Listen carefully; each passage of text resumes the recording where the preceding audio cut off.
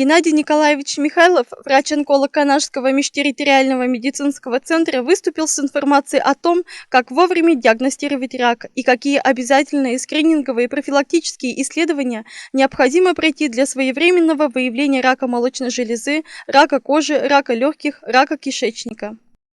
Добрый день, уважаемые горожане. Я врач-онколог Канашского медицинского центра Михайлов Геннадий Николаевич. Он отметил важным следить за своим здоровьем, так как рак не имеет выпала такая специфических честь симптомов. выступить перед такой аудиторией. Хотелось бы рассказать о главных, самых основных моментах при выявлении и профилактике рака всех локализаций, а именно рака визуальных локализаций, в первую очередь у женщин рак молочной железы. Данный рак очень легко выявлять на ранней стадии, коллеги. Поскольку у нас по проекту давно уже в нашей больнице стоят аппараты, в том числе маммографический аппарат, каждой женщине после 40 лет до 50, каждые 2 года должна женщина проходить маммографию. А после 50 лет женщины должны проходить ежегодно уже маммографию, чтобы выявить рак молочной железы на ранней стадии. За прошлый год, справочно, мы выявили всего 28 случаев рака молочной железы. Из них 80% выявлены на ранней стадии. Это все те женщины, которые пришли к нам на профилактические медицинские осмотры, то есть без предъявления каких-либо жалоб. И таким образом, благодаря такому скрининговому методу обследования мы выявляем ранние раки молочных желез. При этом женщина получает весь комплекс мероприятий нашей больницы после операции. Как вы знаете, у нас центр амбулаторной онкологической помощи открыт, и мы в этом центре проводим также химиотерапию, гормональную терапию рака молочной железы, а также таргетную терапию. После нашего лечения женщины живут долго, наблюдается у нас они в течение всей жизни, а ежегодно приходят к нам на дополнительные диспансерные осмотры. Это что касается рака молочной железы. Конечно, женщины должны понимать, что может привести вообще, что является причиной рака молочной железы. А после 50 лет все женщины должны проходить маммографию ежегодно до глубокой старости. Еще хочется сказать, что очень такая у нас на Руси, можно сказать, да, вообще есть традиции, что женщины парят груди. Очень, конечно, приятно может быть женщине, но в итоге, тем не менее, при длительных таких процедурах баня сама полезна для любого человека, но тем не менее есть один момент при проблемах молочных желез или даже не без проблем. Молочная железа, если женщина каждый раз парит груди горячими вениками в течение 20 лет, допустим, оно может привести к изменениям, которые могут стать началом развития рака молочной железы. То есть женщине нежелательно париться спереди. Шея – это щитовидная железа, грудь и так далее. То есть гормонально зависимые органы не должны подвергаться в течение всей жизни тепловым таким процедурам. Сегодня, благодаря очень мощному лекарственному лечению рака молочных желез, наши женщины даже на 4-й стадии, которые выявлены, допустим, да, они живут довольно-таки долго, 10-15 лет. То есть очень большие возможности лечения сегодня рака молочной железы. Рак молочной железы вообще-то считается самым изученным раком из всех. Тут есть весь арсенал. То есть химиотерапия после операции, проведение комплексной, гормональной терапии, проведение таргетной терапии специальными препаратами, которые точно убивают раковые клетки. При метастазах костной системы даже женщины живут долго, получая препараты ежемесячно у нас в нашем центре амбулаторной онкологической помощи. То есть мы это видим, мы работаем 3-й год, у нас уже мы первый центр амбулаторной онкологической помощи, который открылись открылся Также Курской рассказал о том, республике. как Вот работает даже к нам химиотерапия приезжают при обнаружении многие пациента профессора онкологии, о докторы, ее видах и сестры, подвидах, чтобы о лично показаниях к посмотреть, химиотерапевтическому посоветоваться, лечению и может об быть, тоже условиях ее какими вопросами. проведения. Химиотерапия сегодня обязательно входит в схему лечения рака молочных желез, начиная со второй стадии. Первая стадия операции заканчивается, начиная со второй стадии обязательная химиотерапия. Бояться этого не нужно. При применении химиотерапии продолжительность жизни у женщин увеличивается в 2-3 раза. То есть дополнительная химиотерапия убивает все клетки в лимфатических узлах или других каких-то органах, которые, допустим, хирург, оперирующий, не мог заметить из силы таких небольших размеров. И поэтому такая схема терапии, она всем нужна. Если кому-то назначают химиотерапию и кто-то пытается отказываться, то это тяжело переносится. Это неправильно. То есть, если мы хотим жить после удаления молочной железы еще долго и даже родить детей, молодых женщин, у нас женщины есть, которые перенесли химиотерапию и потом родили детей, они воспитывают прекрасных девочек. То есть я это вижу, общаюсь с ними все время, каждый день, не каждый день, но практически через каждые 3 месяца они приходят к нам на осмотры, вот, прекрасно себя чувствуют. Если бы не было и химиотерапии, к сожалению, уважаемые горожане, есть люди, которые у нас из прошлогодних выявленных 26 раков молочных желез, трое отказались от проведения химиотерапии, вот, у которых уже появляются вторичные признаки поражения других органов. То есть это научно доказанная вещь, отказываться от этого не нужно. Это нужно, поэтому делается. Химиотерапия сопровождается сопроводительной, поддерживающей терапией. При проведении химиотерапии изначально мы капаем все, от тошноты, рвоты препараты, да, назначаем, от каких-либо там явлений по типу там каких-то запоров и так далее. Очень много препаратов, которые поддерживают. То есть сначала капаем препарат, который улучшает состояние женщины, чтобы сразу химиолечение не воздействовало таким сильным образом на организм.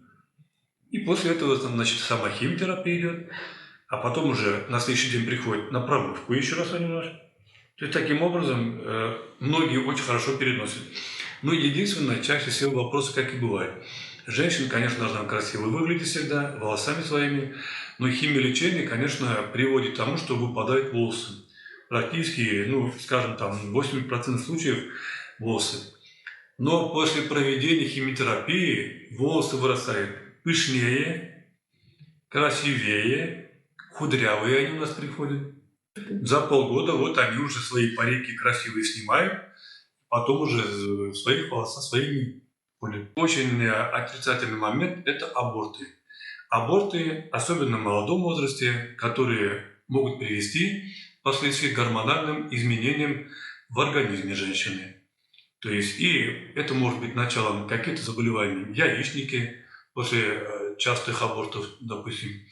И тот физиологический процесс, который нормально у женщины, может превратиться в патологические какие-то нарушения регуляции месячных циклов и впоследствии могут привести к различным изменениям даже в женской половой системе, вызывая рак эндометрия, яичников и других органов репродуктивного возраста. Уважаемые горожане, хотелось бы рассказать также о раке кожи. Рак кожи – тоже визуальный рак, который можно выявить, практически используя банальные вещи, как лупа и дерматоскоп у дерматологов.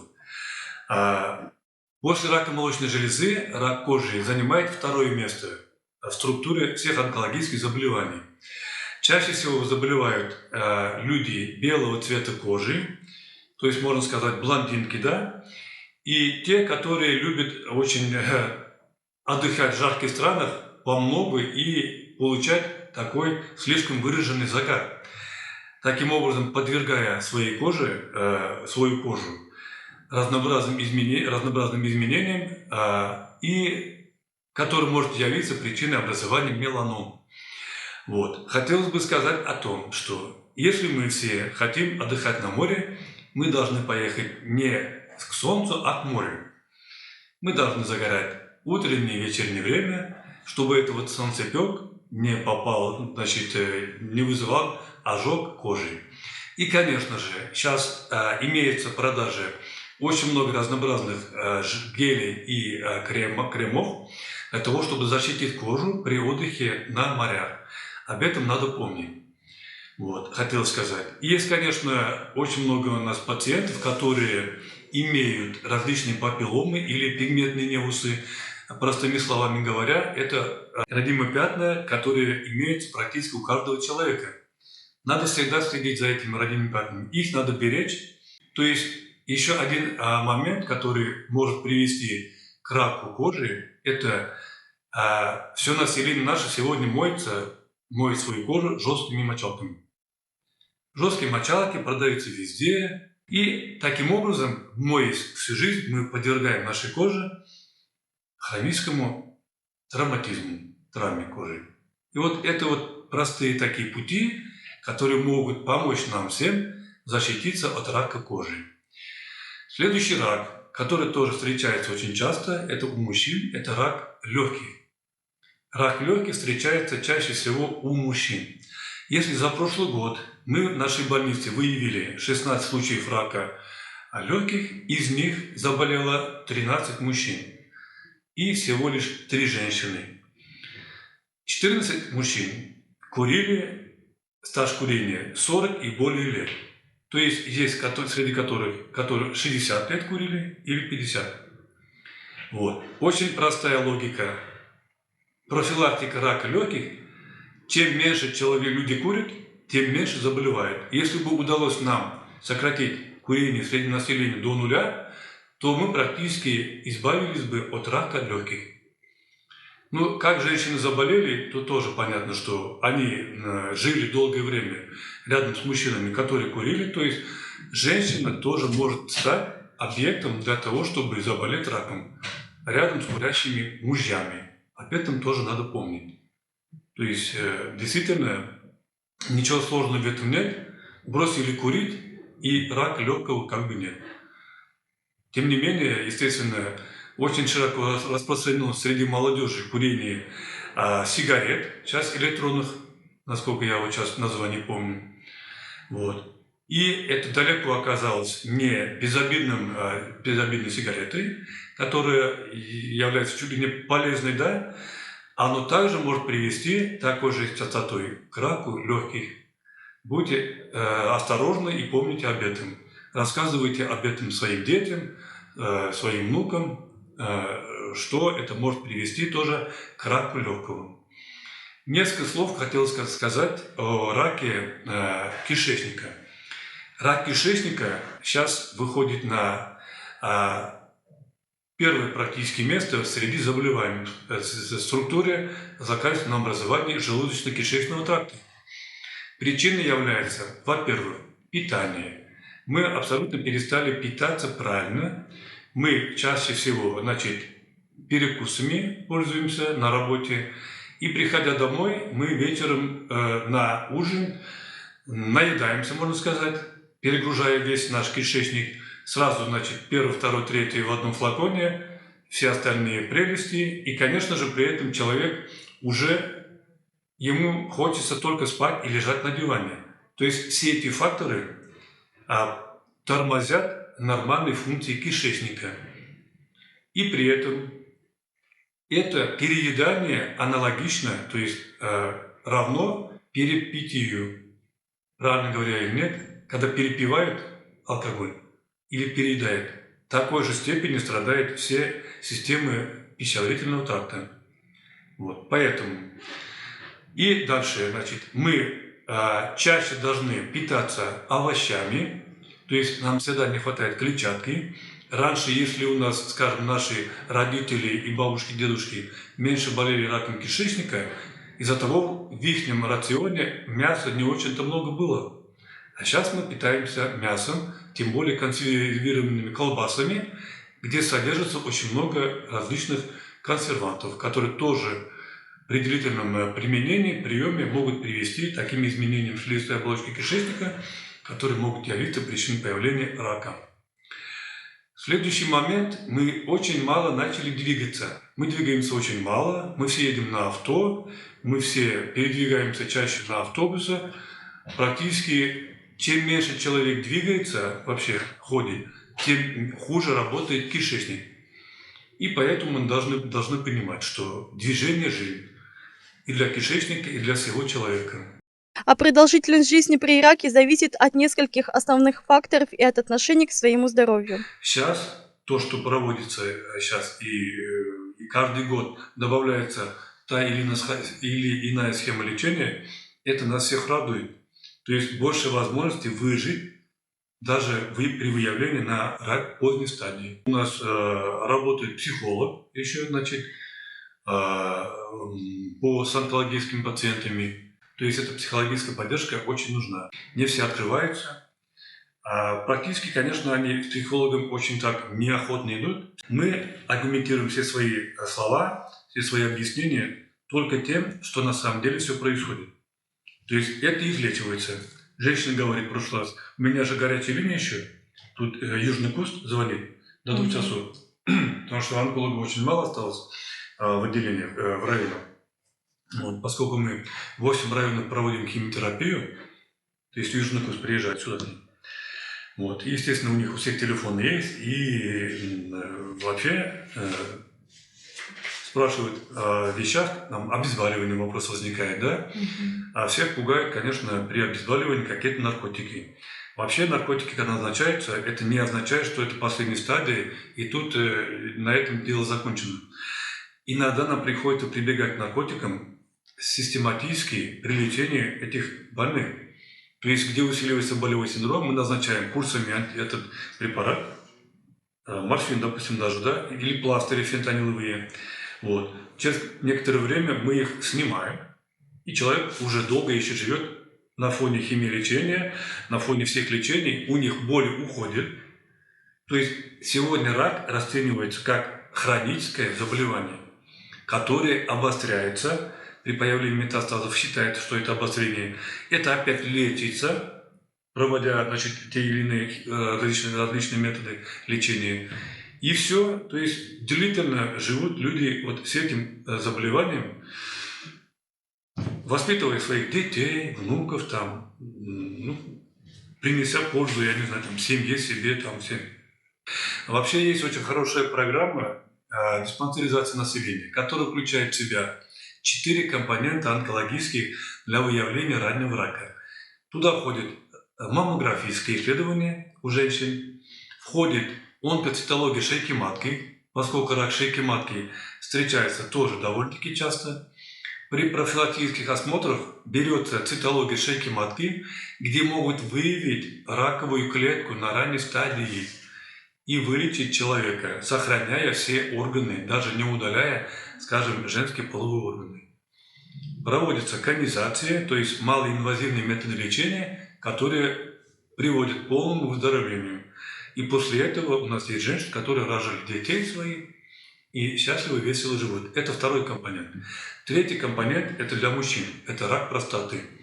Сегодня рак простаты выявляется на ранней стадии благодаря выявлению, обследованию на простат-специфический антиген. По-другому называется ПСА. Вот.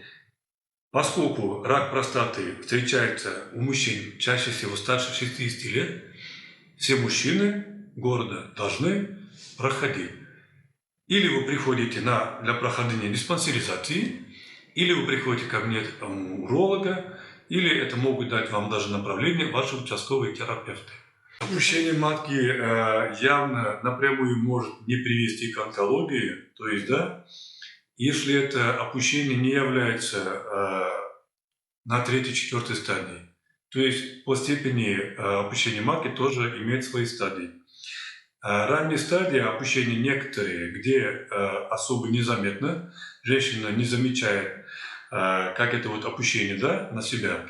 А при глубоких стадиях из женских половых путей начинает, естественно, появляться часть влагалища, часть, может быть, как сказать, матка уж явно там не выйдет оттуда.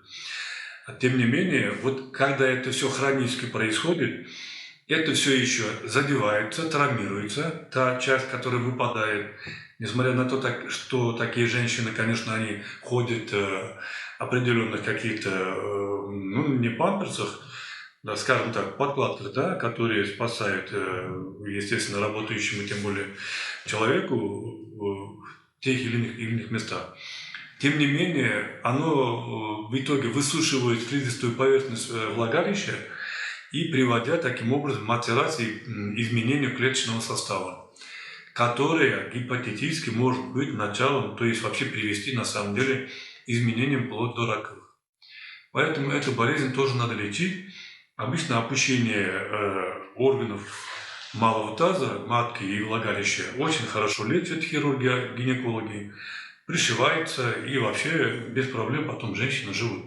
В гинекологическом отделении нашем лечат это все, операции проводят и практически в любом возрасте берут.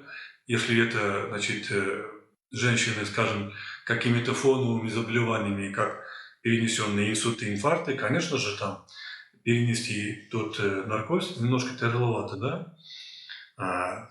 Если декомпенсированная женщина, то есть уже она чувствует себя хорошо, принимает лекарства свои, гипертония от всего, и она сохранная в плане здоровья, то в любом возрасте могут делать такую операцию. Я рады тому, что научились сегодня лечить даже запущенные раки. Уж я не говорю о ранних раках. Конечно, чтобы выявить рак на ранней стадии, всем надо проходить профилактические медицинские осмотры, заботиться о состоянии своего здоровья. Ежегодно приходите к врачам. Людмила Матвеева, Галина Семенова.